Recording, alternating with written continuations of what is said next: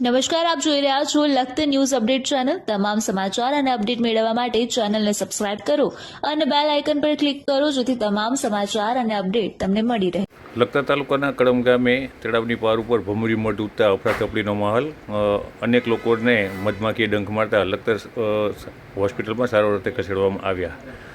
ચૈત્ર અને ખાસ કરી ફાગણ અને ચૈત્ર મહિનાની અંદર જે ભમરી મધ છે તે વકરતું હોય છે અને સંસ્કૃતમાં પણ આ બાબતનો એક શ્લોક છે।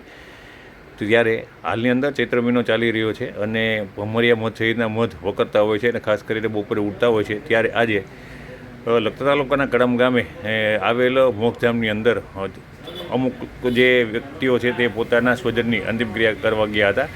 ત્યાંથી તેઓ પરત ફરી રહ્યા હતા। તે સમયે અચાનક જ તે ભમરી મધ ઉડ્યું હતું અને જે મોક્ષધામથી પરત ફરી રહ્યા લોકો પર તૂટી પડ્યું હતું અને તેના કારણે જે લોકો ઘાયલ થયા હતા તેને લખતર હોસ્પિટલની અંદર સારવાર અર્થે ખસેડવામાં આવ્યા હતા।